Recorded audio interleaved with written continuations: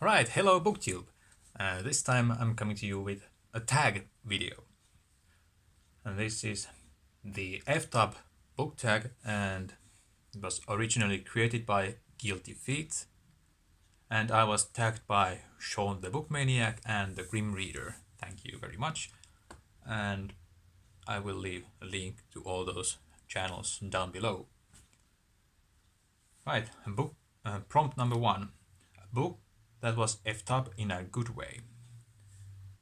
And here I have to second Sean the Book Maniac's opinion. Die My Love by Ariana Harwicz. I rarely laugh out loud when I'm reading a book that's incredibly rare, but this got some belly laughs out of me. It was so unexpectedly twisted and messed up. I might read you one short sample here just to give you a taste of the prose and the content. I became a toad, and in one go, like a poisonous tree. Alright, let's try it again. I became a toad, and in one go, like a poisonous stream of piss. I threw up our 10 years as a couple all over the table, the chair, and the sofa. And faced with the damage, he didn't know whether to mop up, hug me, or call an ambulance and finally have me committed. So yeah, poisonous stream of piss. And then I think both Sean and Kathy from Grim Reader mentioned Wuthering Heights by Emily Bronte, and I have to agree. This is probably my favorite F-top in a good way book of all time.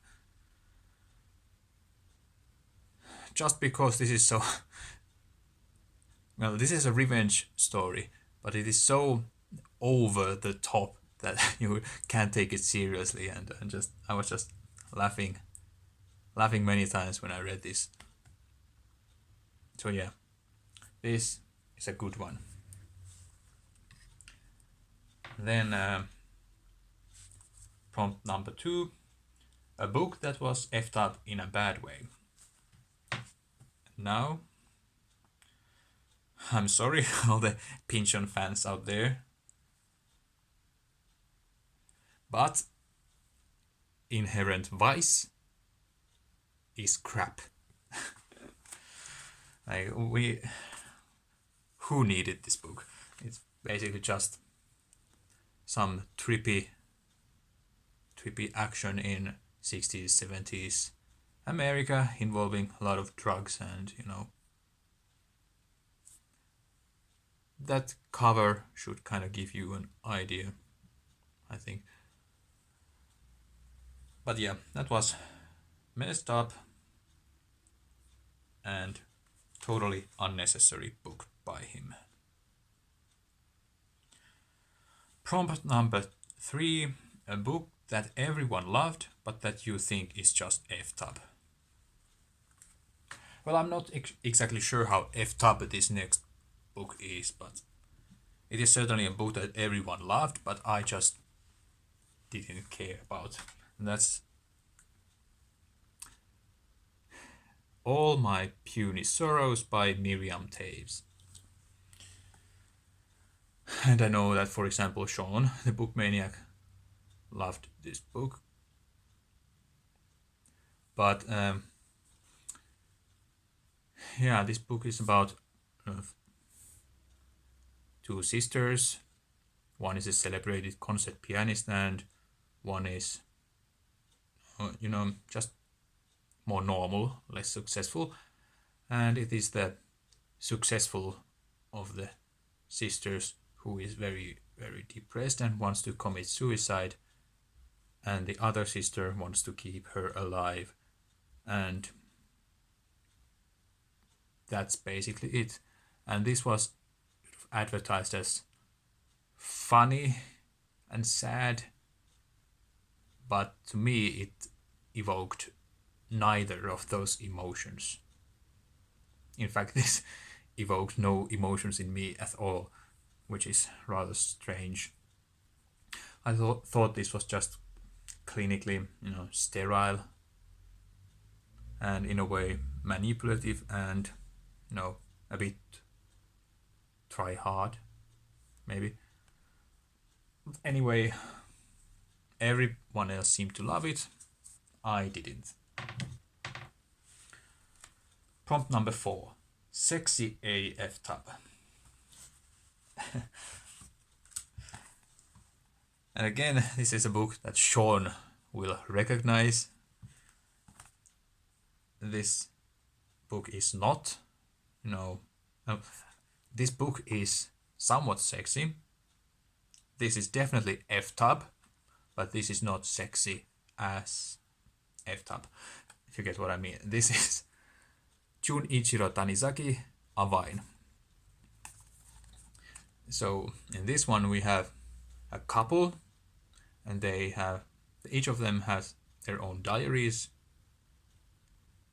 and they write their diary entries,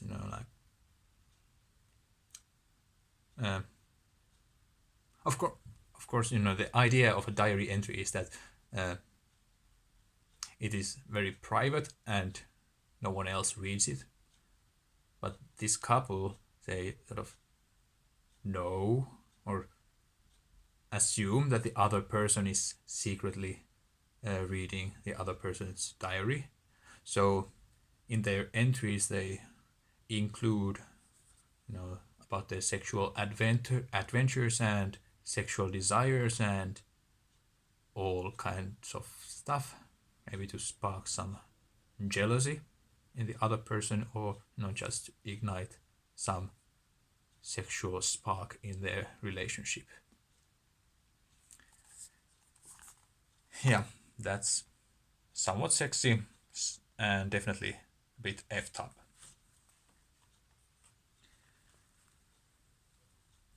Prompt number 5, F-tab for kids. Now this was quite difficult, I must admit, but eventually I chose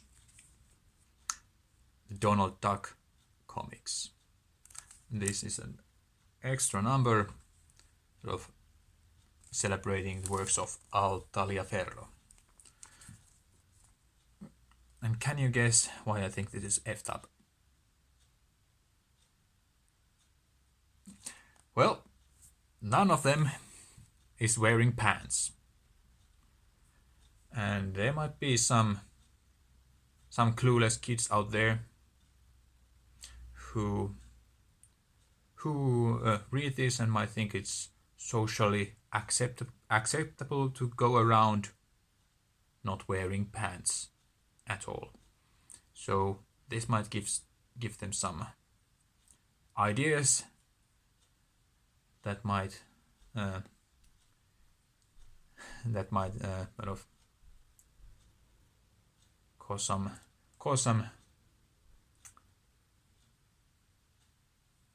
problems with the parents and other people. So yeah, Donald Duck gives some bad ideas. Yeah, that was lame. I really didn't know what book to choose. Right. Number 6, an Fstop classic. And for this I went with Kalevala, our national epic, and in it especially the story of Kullervo. Now, that story includes lots of attempted murder. There's definitely some murder. There's incest. There's lots of tragedy. Yeah, I probably don't need to say more. And it was a huge source of inspiration for J.R.R. Tolkien, who really liked that story for some reason, and it inspired him to write the story of Kullervo. And the name Kullervo is, exactly taken from Kalevala, and the plot pretty much follows story of Kullervo in Kalevala. And this sort of was further developed into the character of Turin Turambar in The Children of Húrin. So yeah, Tolkien was really into some Efftup stuff. Right. Prompt number 7. Efftup in translation. Now this, I'm sure is going to annoy quite a lot of you out there, but I stand by my decision. This is Raamattu, or the Bible. I am, yeah. What can I say? This has some very effed up stuff. Makes very little sense. Contradicts itself quite a lot, and God makes no sense. The story of Jesus makes no sense, and there's crucifixion. How messed up is that? Yeah. I could say probably a lot more about this, but this is very effed up. And what's also rather effed up about this is that there are probably some people out there who don't even recognize this as a translated work. Like, probably some of you think this was originally written in English. But no, it's not. So yeah, this is effed up. And I don't mean to sort of offend anyone out there, but yeah, that's what I think. And if someone has read this in the original languages, please correct me if I'm wrong and if this does indeed make some sense. Thank you. And prompt number 8, Efftup nonfiction. I have actually two possibilities here. My first choice was, beginning theory. Not this book itself is not effed up, but what this sort of what's the huge meaning of its content is rather effed up. Like all these stupid criticisms and approaches to analyze literature and turn it into some funny game. Ignore the beauty of the book and focus on social issues. And I'm going to say some of the content here to give you an idea why this might be effed up.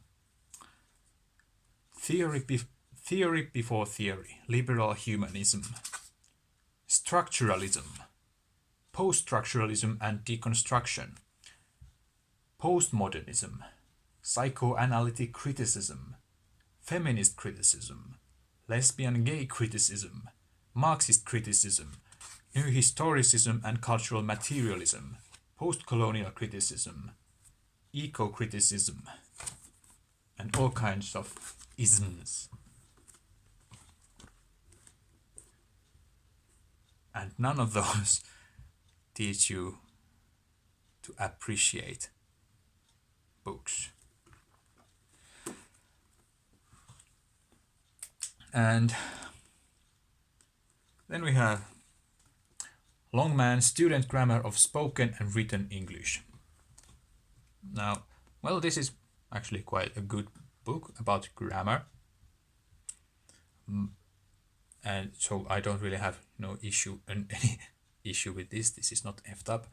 But what I want to say is that grammar books are rather Efftup for language learning. Like what you really need to get language learning sort of on the move, you need some words, probably some contexts, and some bravery to use those words. That's it. Grammar comes later, I would say. And I have dabbled with quite a many of languages, so I like to think that I know what I'm talking, but I might be wrong. There's probably some angry teacher right now thinks I'm wrong. But yeah, you don't really need grammar to learn languages.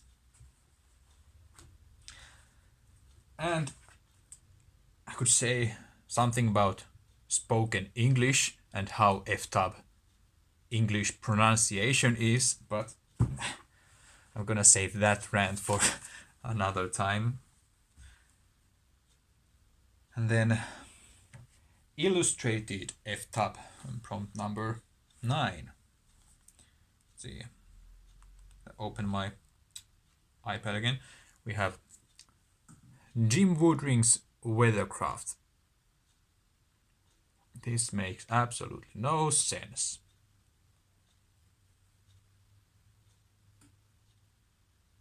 And this is supposedly some surrealist masterpiece. I don't know. A bit of glare, but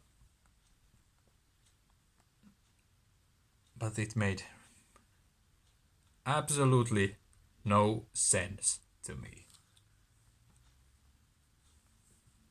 I don't even know how to describe that book. It's just so effed up. And then the final one, prompt number 10. Hanya Yanagihara's Little Left Up. A book that is just misery porn, solely designed to convince you how effed up the world is. And for this one, I decided to go with some Shakespeare.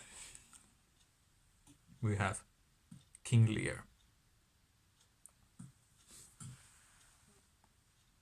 And actually, I'm not that sure how effed up this is, but it is definitely some misery porn. I hate that term, by the way. Maybe because I think I have higher tolerance for misery. But yeah, there's practically,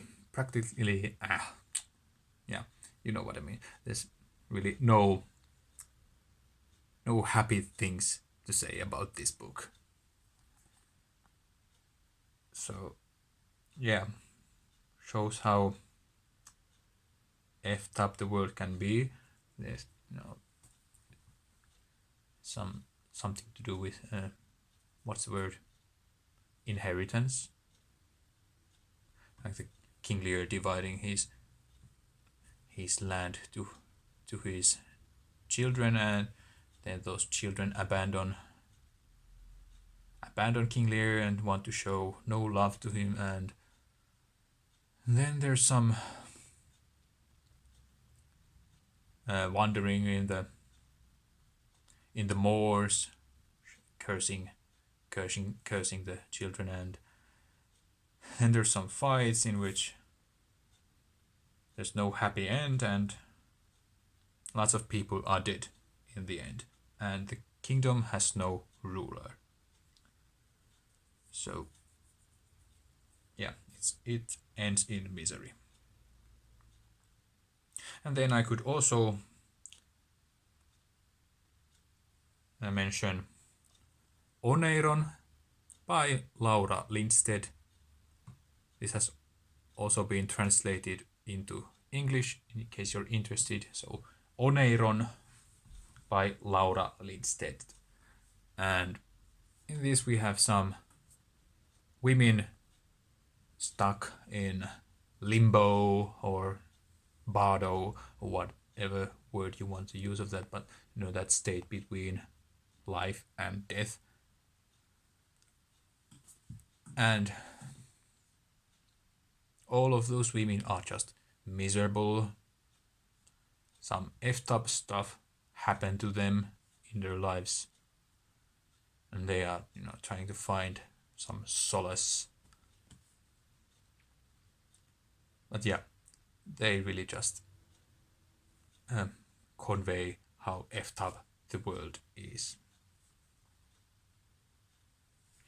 Yeah, of course I'm already at 20 minutes, so I guess I'm not very good at making short videos. Yeah, I should tag someone. I'm gonna tag for booking out loud. I promised I would tag you again since you had done the previous tag before. So yeah, I'm gonna tag you, and if you have managed to tag this one as well and I simply missed your video, then I'm sorry again. And yeah, thank you and see you again soon, hopefully.